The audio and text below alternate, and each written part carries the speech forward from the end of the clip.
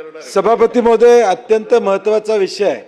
आपण एक कायदा 2005 मध्ये या ठिकाणी स्वीकारला आणि त्या कायद्याच्या माध्यमातून पाणीपट्टीची दरवाढ ही या महाराष्ट्रामध्ये करण्याचा निर्णय घेतला. मधल्या काळामध्ये या दरवाढी संदर्भात सभापती महोदय सुनावण्या झाल्या. मी डिटेलमध्ये मंत्री महोदय या ठिकाणी जात नाही, प्राधिकरण वगैरे. माझे मूळ मुद्दे काय आहेत की मीटर बसवणे, शेतकऱ्यांना मीटर बसवण्याचा हा व्यवसाय हा उद्देश व्यावहारिक या ठिकाणी होणार नाही. या दरवाढीमुळं पूर्वीचा 1346 प्रति हेक्टर होता, तो आता 2727 रुपयेपर्यंत प्रति हेक्टर दर या ठिकाणी जाणार आहे. शेती करणाऱ्या शेतकऱ्याला जलमापक मीटर सक्ती करून पाणी मोजून मापून देणे व पाणीपट्टी आकारणी वाढ करणे शेतकऱ्यांच्यावर सभापती महोदय अन्यायकारक होणार आहे. आणि जर मीटरच बसवायचे असतील सभापती महोदय, तर टेंबू ताकारीसारख्या सरकारी योजना ज्या या राज्यामध्ये झालेल्या आहेत, पहिलं तिथं बसवा मीटर, त्याचा ॲनालिसिस करा आणि मग तुम्ही सक्ती या ठिकाणी करा. सक्तीचा जो निर्णय घेताय त्याचा आपल्याला निश्चितपणे विचार करताय. सभापती महोदय, आता ही दरवाढ झाली, ही फक्त शेतकऱ्यांची झालेली नाही. MIDC मध्ये देखील ही पाणीपट्टी दरवाढ उदय सामंत साहेब, MIDC मध्ये सुद्धा पाणीपट्टी दरवाढ झालेली आहे. सभापती महोदय, राज्यातले MIDC आज 16.40 पैसे प्रति 1000 लिटर पाणी या ठिकाणी खरेदी करतात. 20% त्यांना जिल्हा परिषदचा सेस आहे, तो 31 रुपये जातो. परंतु MIDC उद्योग म्हणून ते पाणी 18 रुपयेनं त्या ठिकाणी देत. म्हणजे मुळात मागच्या दरामध्येच MIDCला 15 रुपयेचा तोटा आहे. आता नवीन दरवाढ तुम्ही या ठिकाणी करणार आहे, त्यामध्ये अ वर्गासाठी दरवाढ लागू करू नये अशी कुठल्याच MIDCच्या कुठल्याच ह्याच्यासाठी दरवाढ लागू करू नये. जिल्हा परिषदचा 20% सेस आहे, तो या ठिकाणी मागं घ्यावा अशी आमची विनंती या ठिकाणी असणार आहे.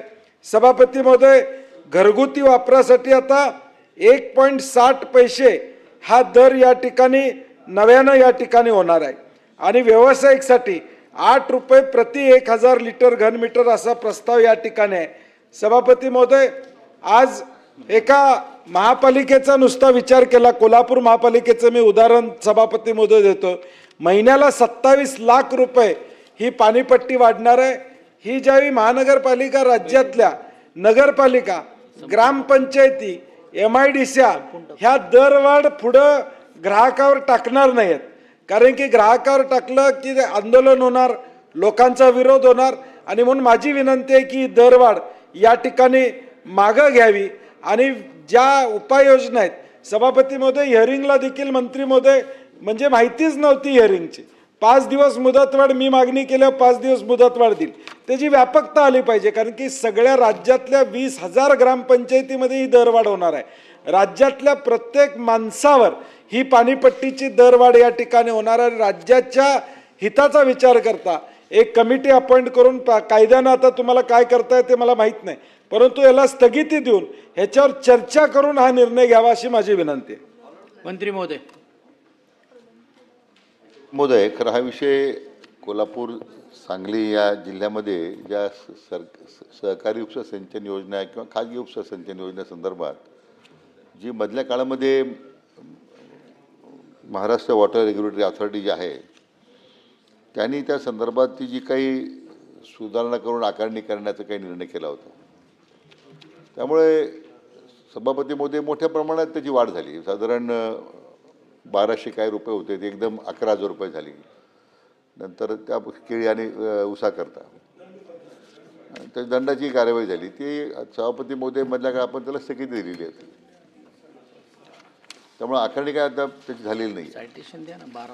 सभापती महोदय, आता याच्यामध्ये MWRच्या अनुषंगिक जी काही आदेश सूचना झाल्या होत्या त्यामध्ये नंतर मग आपल्या शेतकरी प्रतिनिधी, काही लोकप्रतिनिधी आपल्या सरकारला सातत्यानं संपर्कात होते आणि त्यामुळे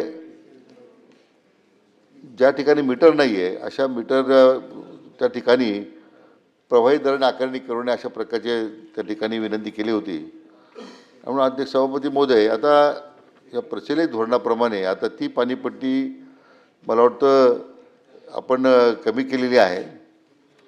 उपसा सिंचन योजना करता प्रभावी सिंचनासाठी पीक क्षेत्र आधारित दराने आकारणी करण्याचा आपण जो विरोध होता तो लक्षात घेता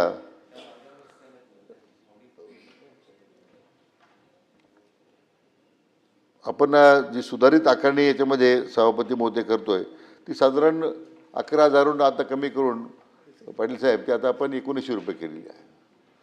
आणि म्हणजे ही सरकारी ज्या ठिकाणी योजनेतून पाणी उचललं जातं, परंतु खाजगी किंवा कोल्हापूर भागामध्ये विशेष करून सहकारी उपसा सिंचन योजना आहेत, त्यांना आपण तिथं 1200 रुपये केलेली आहे. म्हणजे मला वाटतं मोठ्या प्रमाणात आता आपण शेतकऱ्यांना त्यामध्ये आता